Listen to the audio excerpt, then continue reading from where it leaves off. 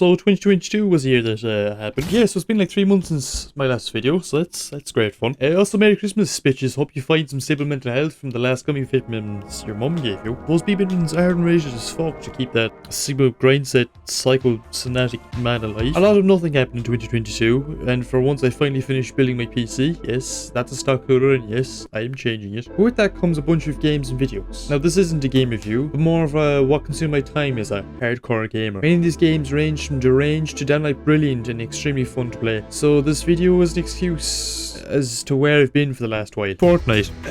How am I going to start this? It's a game with a lot of something in it. Honestly, it's one of those games that you need to play with your friends in order to enjoy it. To enjoy whatever this is. I've gotten a lot better at the mechanics, and I've played for like 3 consecutive seasons now, so I can give my unbridled gamer opinion on it. It's not bad actually, until it is. Fortnite to me is an extremely expensive character customizer with a third-person roguelike multiplayer sandbox strapped to it as a bonus. Yes, the building is a good concept, but the introduction of E-Form weapons and some powerful SMGs all just falls apart. Overall, it's really fun until it's not, and that's when you should play with your friends. That's the good shit right there. Never do zone wars. Just don't. On to a better title. Ultrakill is honestly my favourite game of this year, with the most recent update bringing out a very cool weapon with unique mechanics to add to an already massive roster. It's honestly admirable. I don't want to spoil too much, but I put too many hours into its own video that's still in production. The cyber grind is honestly a great way to train to play the game. Yes, this game has a game mode that you need to train in order to actually play it. To show you a little fraction of how much I played this game, I've P-ranked the entirety of the game on Violet. That's a little sliver of how much I actually love this game. Venus Prime can suck my fat.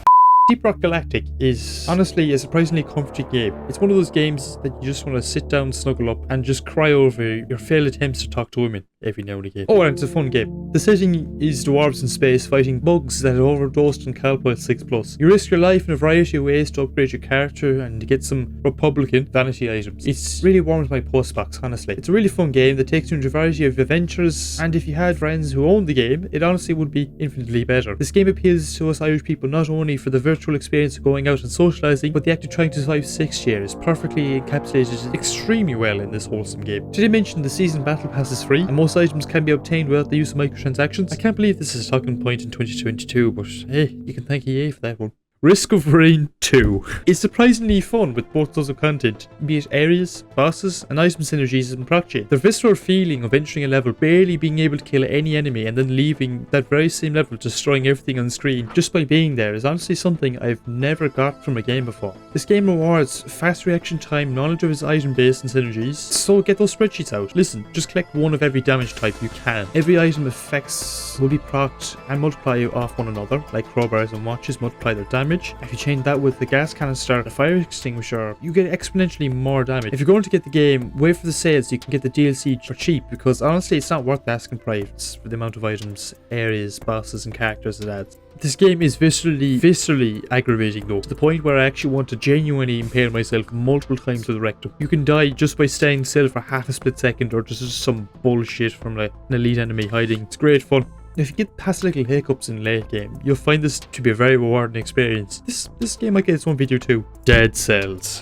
This is the final game on the list, and my god, it's well polished. Bar the amount of DLCs you have to buy for this game. It's almost perfect to the point where you don't want to say anything else but just play it. This rewards the player for not only being fast when dodging attacks, but also parry. There's a specific mutation that's called If It Doesn't Kill Me, and it rewards you with 2% HP every time you parry a melee attack. My god, if you get it down, you don't even need to heal. Dead Cells is a game where I could just rant about how perfect it is, to the point where the video would just fade into noises of me just sucking noises, because that's what it would be, giving you continuous head. Just play it. Play it. It's just great. To wrap up the video, I might not be able to produce much this year. Honestly, between burnout and 6th year, I don't have much time. My mocks are coming up in February, and my leaving cert is looming on the horizon, so hopefully summer will have some more casual content, but it's not going to be highly edited. Anyways, love you all. Merry Christmas. Smash like, smash mum. Good luck and see ya.